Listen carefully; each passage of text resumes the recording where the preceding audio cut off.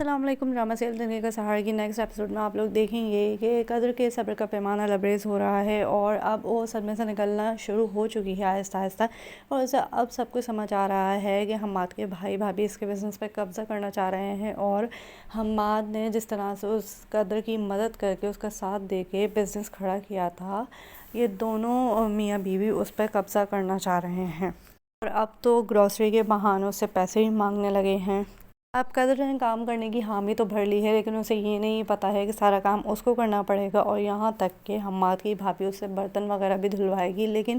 اس کو پیسوں کے بارے میں کچھ بھی نہیں بتایا جائے گا، اور نہ ہی یہ بتایا جائے گا کہ کتنا منافع ہو رہا ہے اور کیا کیا بینیفٹس مل رہے ہیں۔ اب جیسے ہی قدر آہستہ آہستہ صدمے سے نکل رہی ہے تو اسے سب سمجھ آ رہا ہے، سب کچھ دیکھ رہا ہے کہ بھابھی کیا چکر چلا رہی ہیں اور کیا کرنے کی کوشش کر رہی ہیں۔ اب وہ ان سے ڈائریکٹ سوال جواب پوچھنا شروع ہو جائے گی کہ آپ جو طنزیہ باتیں میرے لیے کرتی ہیں اس کا مطلب کیا ہوتا ہے۔ قدر اب اپنی بھابھی کو چھوڑنے والی نہیں ہے اور ان کو ان کی جگہ دکھا کے رہے گی۔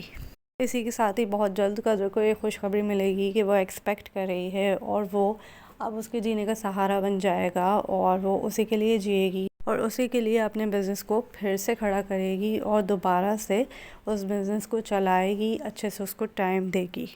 اور یوں حماد کے بھائی بھابھی کے خواب ایک بار پھر سے چکنا چور ہو جائیں گے۔ اسی کے ساتھ ہی قدر اس کے لیے بھی کوشش کرے گی کہ اس کے شوہر کے قاتل کو جلد سے جلد سزا ملے، اور یہ نہ ہو کہ وہ بری ہو کر ضمانت پر واپس آ جائے۔ دوسری جانب واسع کا بہنوئی پیچھے پڑا ہوا ہے واسع کے کس طرح سے اس کو قید ہو جائے یا پھر یہ اس کو سزائے موت ہو جائے، اور وہ اب اپنی بیوی کا بھی نہیں رہا ہے، وہ چاہ رہا ہے کہ بیوی بھی بس اب کسی طرح سے جیل چلی جائے اور یہ سارے گھر پہ اور سارے بزنس پہ قبضہ کر لے۔ اس کے علاوہ دریہ کے ابو نے جب سنی سے شادی کی بات کری تو سنی نے گھر آ کے بہت